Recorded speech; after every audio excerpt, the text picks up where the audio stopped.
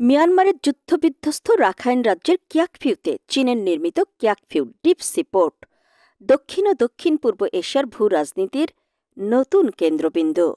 বন্দরটি কেন গুরুত্বপূর্ণ তার প্রথম ব্যাখ্যায় আসে চীনের দীর্ঘদিনের কৌশলগত দুর্বলতা থেকে।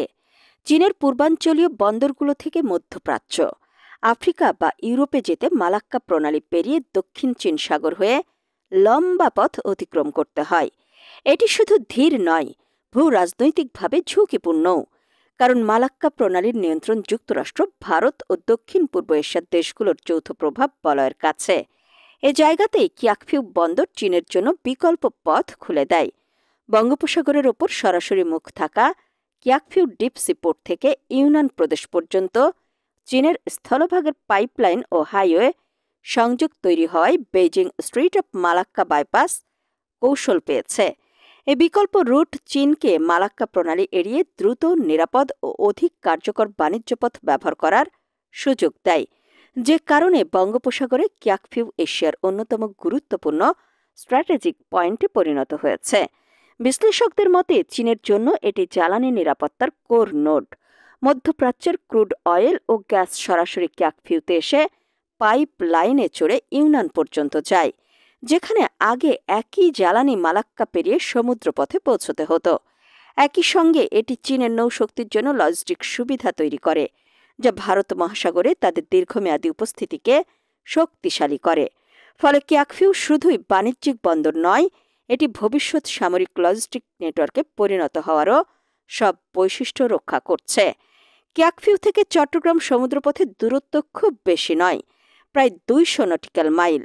রুট ভেদে কম বেশি, অর্থাৎ বঙ্গোপসাগরের একই উত্তর পূর্ব করিডরে দাঁড়ানো দুটি আঞ্চলিক পোর্ট, একটি চীনের কৌশলগত অ্যাসেট, অন্যটি বাংলাদেশের শীর্ষ বাণিজ্য দ্বার। এ ভৌগোলিক নৈকট্যই বন্দরটিকে বঙ্গোপসাগরে পোর্ট ভিত্তিক ভূ রাজনীতির নজরে নিয়ে এসেছে বলে মনে করেন বিশেষজ্ঞরা। তারা বলেন, চীন কিয়াকফিউ বন্দর হয়ে যে নতুন বাণিজ্য পথ তৈরি করছে, সেই করিডরের পরবর্তী সম্ভাব্য বন্দর হিসেবে চট্টগ্রাম স্বাভাবিকভাবেই আলোচনায় থাকে। চট্টগ্রাম বাংলাদেশের সবচেয়ে ব্যস্ত বন্দর।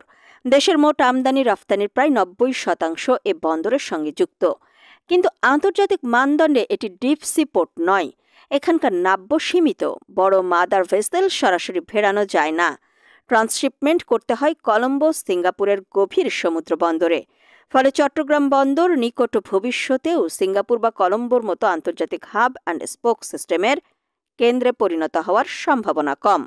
এ সীমাবদ্ধতা বিনিয়োগকারীদের বড় আকারের পরিকল্পনায় আগ্রহ কমিয়ে দেওয়ার কথা। কিন্তু ভৌগোলিক কারণে এর কৌশলগত গুরুত্ব কোনো অংশেই কম নয়, বরং ভূ রাজনৈতিক নানা প্রেক্ষাপটে বেড়েই চলছে। ভারত মহাসাগর ও বঙ্গোপসাগরে কোয়াডের কৌশল এখন স্পষ্ট। প্রথমত, তারা বন্দর উন্নয়নকে নিরাপত্তা কাঠামো হিসেবে পুনর্নির্মাণ করছে, তবে চীনের মতো লিজ নেয়ার কৌশল নেয়নি। দ্বিতীয়ত, কোয়াড দেশগুলো এখন সাপ্লাই চেইন রেজিলিয়েন্স ইনিশিয়েটিভ চালাচ্ছে, যাতে ভারত মহাসাগরের কোনো দেশ চীনের ওপর অতিরিক্ত নির্ভরশীল হয়ে না পড়ে।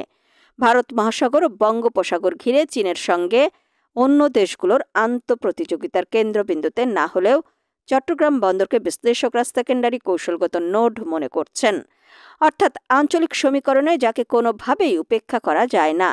চট্টগ্রাম বন্দরকে অন্যান্য আঞ্চলিক শক্তির দৃষ্টিতে অনেক বেশি গুরুত্বপূর্ণ ও সংবেদনশীল করে তুলেছে বলে মনে করছেন বিশ্লেষকরা।